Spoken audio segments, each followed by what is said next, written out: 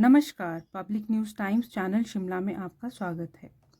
माननीय राज्यपाल श्री शिव प्रताप शुक्ला जी ने आज 14 अप्रैल 2024 को डॉक्टर B.R. अम्बेडकर जयंती पर चौड़ा मैदान स्थित उनकी प्रतिमा पर प्रातः पुष्पांजलि अर्पित करी।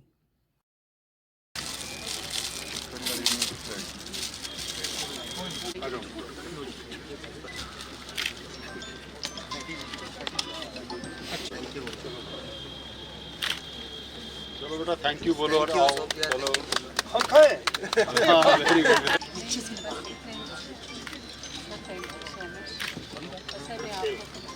हम खा हाँ ये ठीक है मनाया जाना है। विनम्र आग्रह रहेगा माननीय राज्यपाल महोदय जी से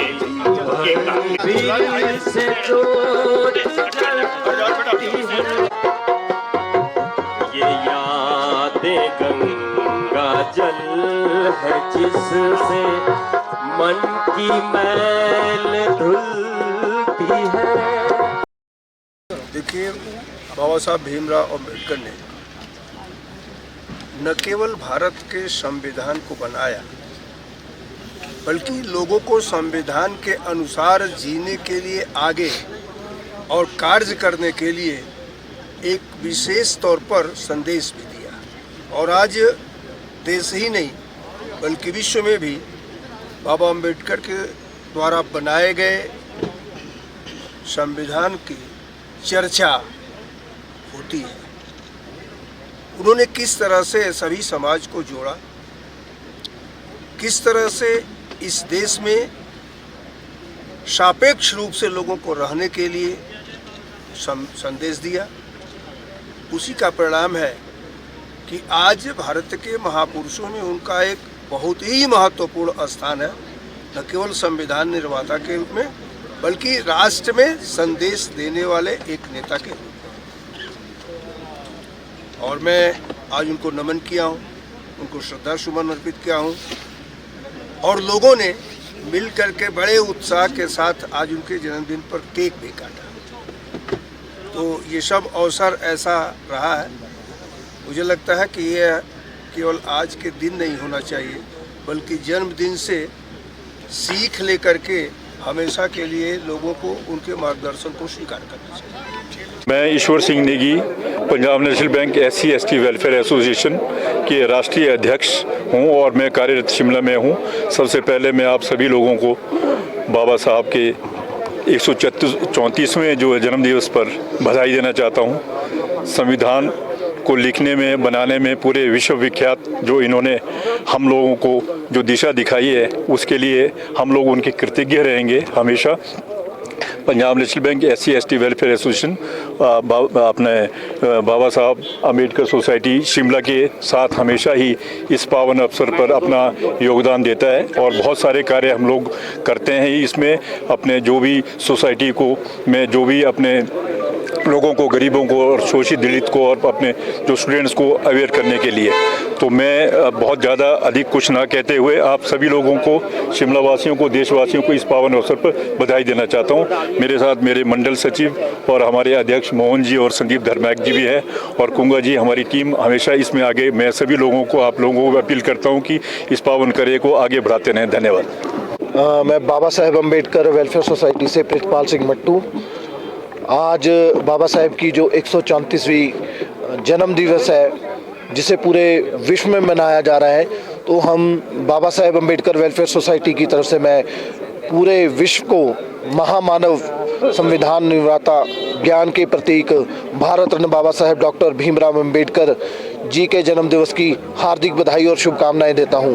बाबा साहेब ने एक जो बढ़िया संविधान भारतवर्ष को दिया है जिसे आज पूरा विश्व मान रहा है, और उसी संविधान को देखते हुए आज भारत की सरकारें चल रही है और जितने भी पिछड़े वर्ग है और विशेषकर महिलाओं को जो सम्मान दिया है वो भारतीय संविधान ने दिया है, जिसे बाबा साहेब ने भारतवर्ष को समर्पित किया था। आज अगर भारत पूरे विश्व में जाना जा रहा है तो वो बाबा साहेब की देन है। बाबा साहेब भीमराव अंबेडकर जी ने जो संविधान बनाकर दिया उसमें अपने महिलाओं और जो पिछड़े वर्ग है, और ऐसा नहीं पिछड़े वर्ग बल्कि सभी वर्गों के उत्थान के लिए उन्होंने काम किया है और ऐसा बढ़िया संविधान दिया और वो इस भारतवर्ष में जन्मे, ये हमारे लिए बड़े सौभाग्य की बात है। और आज ये बहुत बड़ा पर्व है। मैं चाहता हूँ इस पर्व को आज पूरा विश्व मना रहा है और इसी तरह हिमाचल में हम लोग यहाँ पर मना रहे हैं, जिसमें बाबा साहेब अम्बेडकर वेलफेयर सोसाइटी और PNB SC/ST एम्प्लॉयज़ एसोसिएशन और हमारी सफाई मजदूर हिमाचल प्रदेश महासंघ, उसमें नागेश वाल्मीकि जी, ईश्वर Singh Negi ji, PNB SC/ST employees association से हमारे माननीय पार्षद विनोद भाटिया जी, पार्षद बिट्टू पान्ना जी और हमारे वाल्मीकि सभा से जोगिंदर जी और विभिन्न संगठनों के लोग आज यहाँ पर बाबा साहेब अम्बेडकर जी के चरणों में नतमस्तक होने के लिए पहुँचे हैं। मैं तहे दिल से पूरे जितने भी बाबा साहेब के अनुयायी हैं उन सभी का आज यहाँ पर आने पर भी आभार व्यक्त करता हूँ और अपनी तरफ से सभी को बधाई देता हूँ। धन्यवाद। अग्निशमन सेवा सप्ताह देश भर में प्रतिवर्ष 14 अप्रैल से 20 अप्रैल तक मनाया जाता है। इस वर्ष का विषय प्रसंग है अग्नि सुरक्षा सुनिश्चित करें, राष्ट्र निर्माण में योगदान दे। इस अग्निशमन सेवा सप्ताह का शुभारंभ माननीय उपायुक्त महोदय जिला शिमला श्री अनुपम कश्यप जी के कर कमलों द्वारा शहीदों को श्रद्धांजलि देकर व दीप प्रज्वलित करके किया गया। अग्निशमन सेवा सप्ताह प्रतिवर्ष 14 अप्रैल से 20 अप्रैल तक देश भर में मनाया जाता है। 14 अप्रैल 1944 को मुंबई में लोगों की जान व माल की रक्षा करते हुए 66 अग्निशमन कर्मी गौरवमयी मौत को प्राप्त हुए। शहीदों को श्रद्धा सुमन अर्पित करने के उपलक्ष्य में यह सप्ताह प्रतिवर्ष मनाया जाता है। अग्निशमन सेवा सप्ताह के दौरान प्राथमिक अग्निशमन उपकरणों का चलाने तथा अग्नि से सुरक्षा व बचाव इत्यादि से संबंधित जानकारी के बारे में सार्वजनिक स्थानों, औद्योगिक क्षेत्रों, शैक्षणिक स्थानों, सरकारी गैर सरकारी कार्यालयों तथा स्थानीय निकायों इत्यादि में जागरूकता पैदा करने के लिए प्रदर्शन एवं प्रशिक्षण इत्यादि आयोजित किए जाएंगे। जी सर, अपने नाम के साथ बताएं किस तरह जो है वो आज वीक मनाया जा रहा है, क्या कहेंगे? मेरा नाम संजीव कुमार है, मैं मुख्य अग्निशमन अधिकारी हिमाचल प्रदेश हूँ। ये जो आज का जो दिवस है ये 14 से 20 अप्रैल तक फायर सर्विस वीक के नाम से मनाया जाता है। 14 अप्रैल 1944 को मुंबई में एक समुद्री मतलब जहाज़ था, उसमें लगभग 12,000 टन जो विस्फोटक पदार्थ थे, रुई की गांठें थी, खाद्यान्न पदार्थ थे व तेल इत्यादि थे, उसमें विस्फोट हो गया था। तो उसमें से लगभग 166 लोग जो वीरगति को प्राप्त हुए थे। तो फायर सर्विस के 66 जो आदमी से वो भी उसमें अपनी प्राणों के उन्होंने न्यौछावर किया था और बलिदान दिया था। देश की रक्षा करते हुए आग बुझाते उन्होंने अपने प्राणों की दी थी, बलिदान दिया था। तो उन्हीं को हम उनकी आत्मा की शांति के लिए जो आज का जो दिवस है ये मनाते हैं, उनकी श्रद्धा सुमन अर्पित करते हैं उनको। और पूरा जो वीक है 14 से 20 अप्रैल पूरे देश के साथ साथ प्रदेश भर में मनाया जाता है। उन वीर जवानों को शहादत को याद करते हैं तथा पब्लिक में जाकर के हम लोगों को ये अवेयर करते हैं। इस वीक के दौरान एक स्पेशल ड्राइव हमारी होती है एजुकेशन इंस्टीट्यूशन में, इंडस्ट्रियल एस्टेब्लिशमेंट्स में, ऑफिसेज में, पंचायत स्तर पर भी ये जो एक जागरूकता अभियान जो चलाया जाता है, डेमोन्स्ट्रेशन भी किए जाते हैं। जो फायर फाइटिंग इक्विपमेंट्स जो मैक्सिमम बिल्डिंग में लगे होते हैं उनको कैसे ऑपरेट करने इसके संबंध में जानकारी दी जाती है। शिमला में भी जैसे देखा जाए तो हाइजीनिक वारदात आ रही है सामने, तो किस तरह से कहना चाहेंगे कि अपील एक जनता से क्या कहना चाहेंगे, किस तरह बचना? जनता से हमारी ये अपील रहेगी कि जो बिजली के उपकरण हैं उनको जब आप लंबे समय के लिए घर छोड़ के जाते हैं तो जितने भी प्लग्स वगैरह हैं उसको अनप्लग कर दें और बिजली की वायरिंग भी समय समय पर उसकी जो चेकिंग जो एक अथराइज इंजीनियर होता है इलेक्ट्रिकल इंजीनियर उनसे करवाएं। तो विशेषकर जो एलपीजी जो होती है हर घर में यूज होती है, तो एलपीजी जितनी हमारे लिए यूजफुल है उतना ये डेंजरस भी है। तो ये लोगों से अपील करना चाहूँगा कि एलपीजी का जब भी आप उपयोग करते हैं तो ये एक अपनी आदत में ये शुमार कर लें कि जब भी हम यूज करने के उपरांत उसको रेगुलेटर से ऑफ करें, तथा इन केस कहीं लीकेज होती है तो उसकी खुली जगह या उसको वेंटिलेशन कर मतलब के लिए फ्लोर लेवल पर वेंटिलेशन उसके रखें, क्योंकि एलपीजी जो है 1.5 से 2 गुना जो है हवा से भारी होती है। तो जब भी ये लीक होती है तो नीचे की तरफ से ट्रेवल करती है, तो जब ये किसी कन्फाइंड स्पेस में एक्यूमुलेट होती है और को आस पार को कुछ मिलते हैं तो आग लगने का अंदेशा भी रहता है और विस्फोट होने के भी इसमें चांसेस रहते हैं। तो ये अपील करूँगा लोगों को कि ये एलपीजी की जो सिलेंडर हैं, जो गैस जो स्टोव है उसे कम से कम 1 मीटर की दूरी पर रखें और फ्लोर लेवल पर इसको रखें। फ्लोर लेवल का वेंटिलेशन का प्रावधान करें, तो रेगुलेटर को मतलब ऑन करने से यूज़ करने के बाद रेगुलेटर को ऑफ करें।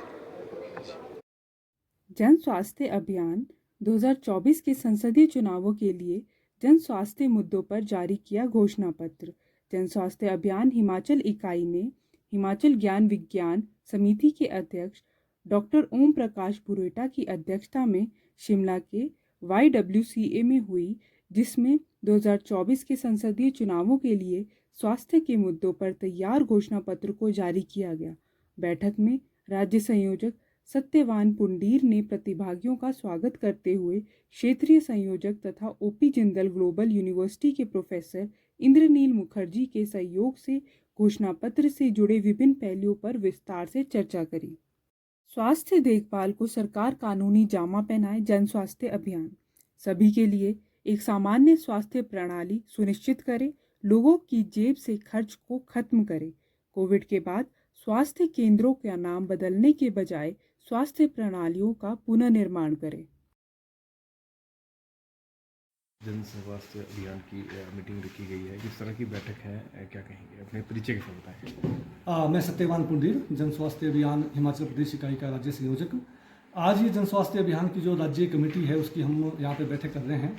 जन स्वास्थ्य अभियान एक अंतर्राष्ट्रीय मंच है, प्लेटफॉर्म है, जो विभिन्न संगठनों, नेटवर्कों, फेडरेशनों का और ऐसे बुद्धिजीवियों और मेडिकल साइड से जुड़े हुए जो हेल्थ सेक्टर में काम कर रहे हैं, बहुत सारे सरकारी, गैर सरकारी और सामाजिक संगठन जो है इसमें जुड़े हुए हैं।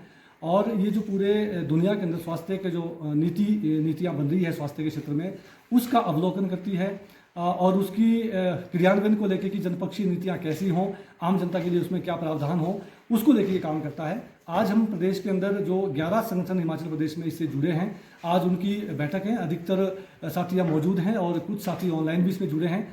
आज हमारा मुख्य मुद्दा है कि जन स्वास्थ्य अभियान जो हमारे भारत देश का को रिप्रेजेंट करता है, एक मैनिफेस्टो लॉन्च किया है जो आने वाले ये संसद के चुनाव होने जा रहे हैं उसको लेकर के। और उसमें मुख्य रूप से पहलू जो जुड़े हुए हैं वो है कि स्वास्थ्य का जो अधिकार है वो लोगों को मिलना चाहिए। और उसमें मुख्य बात ये भी अभी सामने आई है कि जो WHO है उसने इस 7 अप्रैल का जो भी हाल ही में गुजरा 7 अप्रैल का दिन, उसमें एक थीम दिया है कि हमारा स्वास्थ्य हमारा अधिकार। वो अपने आप में एक इतनी बड़ी घोषणा, इतना बड़ा थीम, इतनी बड़ा एक कैप्शन या इतना बड़ा एक कंसेप्ट दिया है। अगर सरकारें उसको सही रूप में लागू करें, सही रूप में उसकी मंशा को समझें, तो ये जो स्वास्थ्य का जो एक पहलू है वो जो हर इंसान से जुड़ा हुआ है, ये कानूनी दायरे में आना चाहिए, इस पर कानून होना चाहिए ताकि लोगों को बेहतर स्वास्थ्य सुविधाएँ मिल पाए। और जो स्वास्थ्य के क्षेत्र में कमियां हैं, अभी अगर हम बात करें तो 2.1% हमारा जो GDP का बजट है वो स्वास्थ्य पे खर्च हो रहा है, जो पिछले सालों में लगभग 1% और 1 से 2 के बीच में ही घूम रहा है, लेकिन ये उससे ऊपर नहीं बढ़ा है। जबकि इसकी लंबे समय से डिमांड 2000 के बाद, सन 2000 में जब ये अल्मा आटा की डिक्लेरेशन के साथ एक जो पूरे 138 देशों ने मिलकर के तय किया था कि हेल्थ फॉर ऑल बाय 2080, 2000 तक जो है सबको स्वास्थ्य मिलना चाहिए, लेकिन आते आते हमने ये देखा कि वो स्वास्थ्य यू टर्न ले लिया, वो लगभग प्राइवेटाइज हो गया और उसमें जो स्वास्थ्य की जो सेवाएं थी वो प्राइवेटाइज होगी और जो स्वास्थ्य पे जो खर्चा था वो घट गया, वो नहीं बढ़ा। तो इसलिए ये एक मांग करता है जन स्वास्थ्य अभियान कि इस पे अधिकार होना चाहिए, कानून दायरा इसका होना चाहिए और स्वास्थ्य में जो बजट है हमारा जीडीपी का उसको बढ़ना चाहिए और 3.5% तक जो उसको किया जाना चाहिए, उसकी डिमांड हम कर रहे हैं। और उसके अंदर भी खास तौर पे जो भारत सरकार का शेयर है, अभी ये 2.9% जो शेयर है जो सेंट्रल गवर्नमेंट का हिस्सा है, जो कि लगभग 1% से ऊपर जाना चाहिए, तभी हम जो है बेहतर स्वास्थ्य सुविधाएं दे पाएंगे। और इसके अंदर जो आज हम देखते हैं ग्रामीण क्षेत्रों में खासतौर पे जहां स्वास्थ्य के मानव संसाधन की कमी है, हमारे बहुत सारे पद खाली पड़े हैं, इवन कि हिमाचल में जहां बेहतर स्वास्थ्य का प्रदेश माना जाता है वहां पर भी हम देखते हैं कि लगभग 30-32% जो पद हैं हमारे वो खाली हैं नीचे ग्रामीण क्षेत्रों के अंदर खासतौर पर।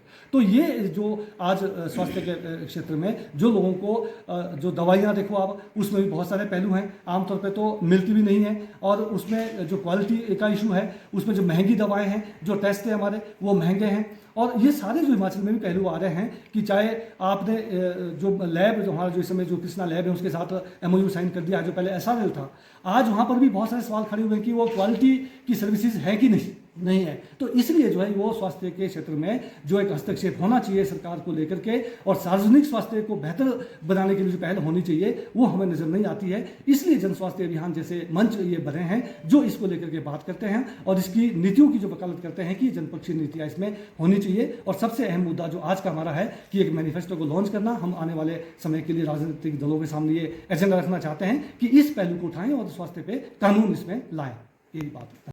धन्यवाद। Public news times channel Shimla की खबरों के लिए जुड़े रहें हमारे चैनल के साथ।